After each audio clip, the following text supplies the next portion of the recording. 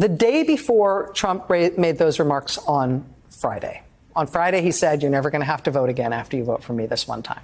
The day before that, on Thursday last week, he didn't say that people wouldn't have to vote anymore once he was elected this November.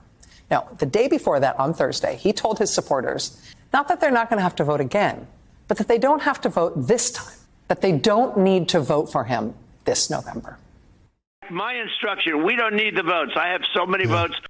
My instruction, we don't need the votes. I have so many votes. He said that on Thursday last week. And it turns out this is something, when you look, he says this all the time now. My instruction, we don't need the votes. I have so many votes. We don't need votes. I tell my people, I don't need any votes. We got all the votes we need. I don't need votes. We don't need votes. We got more votes than anybody's ever had. You don't have to vote. Don't worry about voting. The voting, we got plenty of votes. Don't worry about voting. Of all the weirdness around this campaign, this is a truly strange thing to tell people, right? Don't vote. I don't need your vote. I don't want your vote.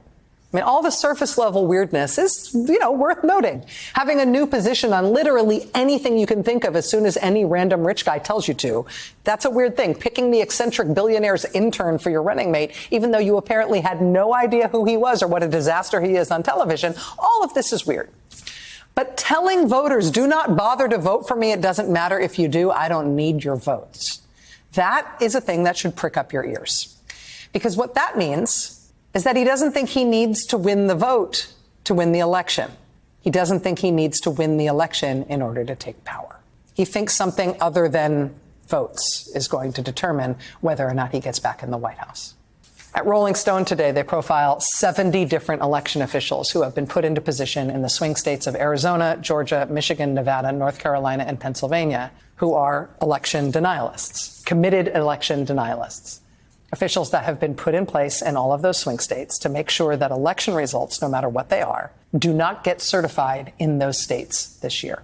Quote, at least 22 of these election officials have already refused or delayed certification processes in recent elections. According to Democratic election lawyer Mark Elias, quote, I think we are going to see mass refusals to certify the election in November. Quote, Republicans are counting on not just that they can disrupt the election in big counties, they're counting on the fact that if they don't certify in several small counties, you can't certify statewide results.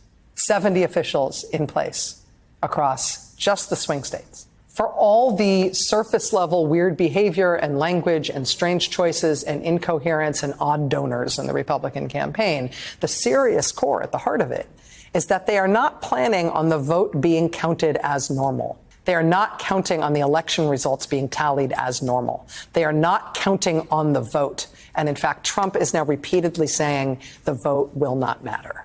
He doesn't even want your vote.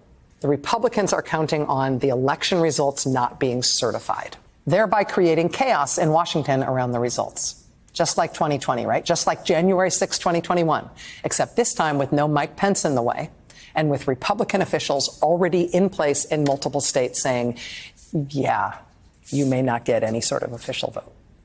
So 99 days out, as Democrats stand up what, by all accounts, looks like a juggernaut traditional campaign under Kamala Harris, are they prepared for this level of weirdness after the votes are cast? Are they ready for what's coming?